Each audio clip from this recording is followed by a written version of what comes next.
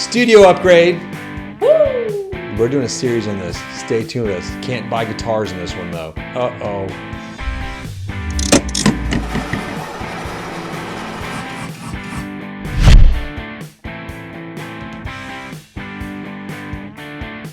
Hey, it's me, Baxter. And Sean.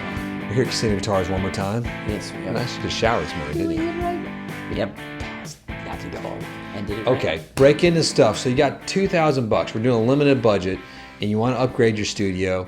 Can't spend it on guitars. You can't spend it on clothes or food or drugs.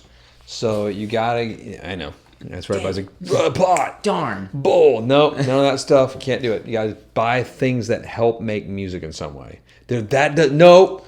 Don't even think So about it. get into it. Give me your number one. This is not what you would think either. Number one, for me, Behringer makes crazy synthesizers. Literally any Behringer synthesizer, but I just got the Poly D a while back.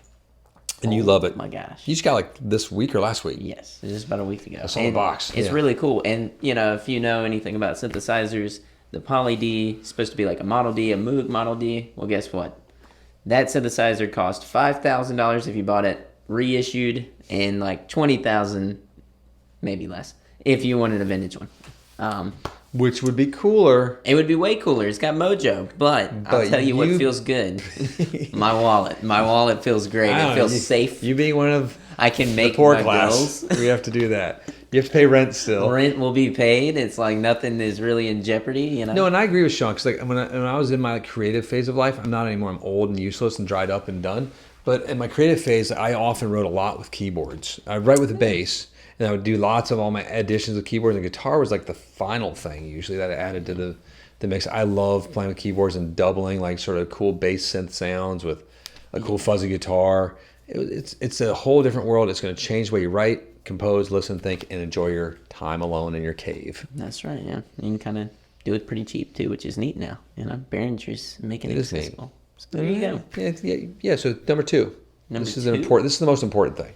Here's what I'd say: a little bit of interface action. You know what I'm talking about? There's a lot of interfaces out there, Sean. There are. Who you picking though? For me, I love the UA stuff. I'm a big UA guy. So the Apollos, you can get the entry level Apollos right at like $500-600 up to $1,000. What's this Volt series about? So the Volt series, I was gonna say, is like their budget. You know, it's kind of like their, hey, you're a baller on a budget, couple $100, you can get a 3 to 4 input interface from them that actually has really good quality preamps in it and does all of the kind of outboard needs that you'd want, you know? I'm going to use that line, baller on a budget, like on a date. Sometimes like, listen, babe, I'm a baller on a budget.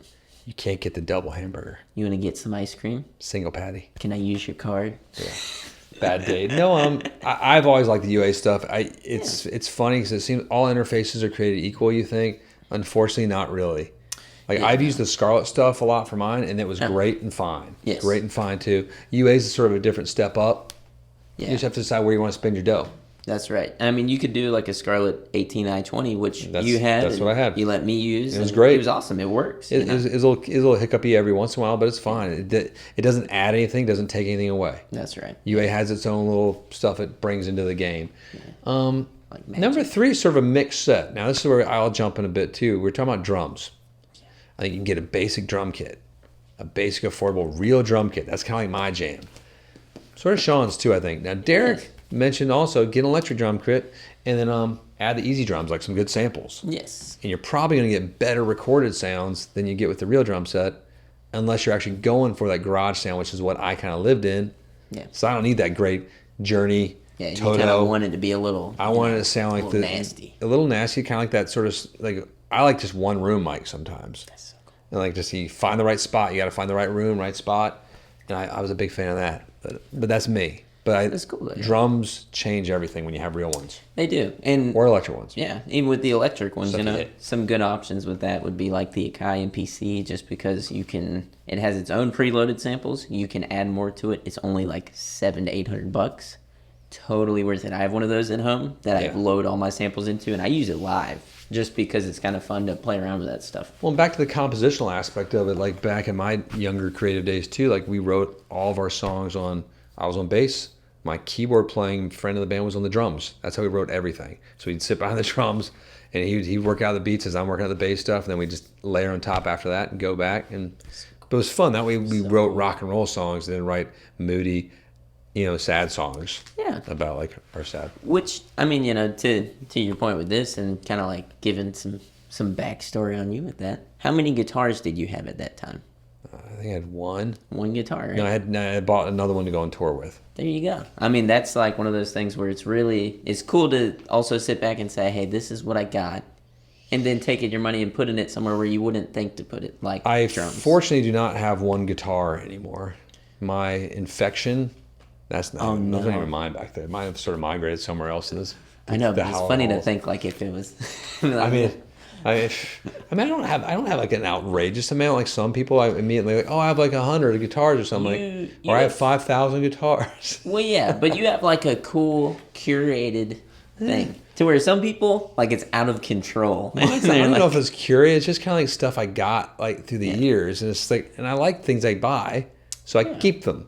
And I didn't buy trays, and I didn't buy many for a while. Like I didn't have more than 2 electric guitars until after I was 34, I think, or something. I'm just 34 cool, now. But there's a lot of people out there who have like every color of American Pro too. That would be and that's okay, and that's just wild That'd be to me. so cool. I'm like, that's a lot. I would love it. A lot of guitar. No, but like share with us your journey and like what you've decided sort of like do for your studio, but like also use this, like we like to use this as an example and fun exercise, mental exercise of like what would I do, and it might give you that little kick in the tail you need to get off your bacon and go like get something that's going to spruce up your studio life, have a little more fun in there recording, making music, even if it's just for you to listen to. That's the most pleasure I've had in my life in a lot of ways, which is a sad statement about myself, but it really is. Alone in a dark room, not looking at weird pictures of other people that I want to hang out with, just making music. That's what it's all about, though. And you do that. You're in that right now. I love it, man. It's great. And also, remember, too, limitation is a breeder of creativity. I feel like so many people forget that. It's great.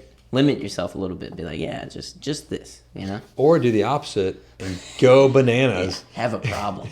No, it is. If you don't have to worry about problem. it. I mean, if you don't have to do it in the budget, go hog wild. It is really fun. Well, we have friends like that who have the real Moog. They have the real. Or you can walk in 808. Or like, this is like my sort of like sideboard. That's the Toft, board. I'm like, I've always fantasized about a Toft board. It's awesome. I almost bought one at one point.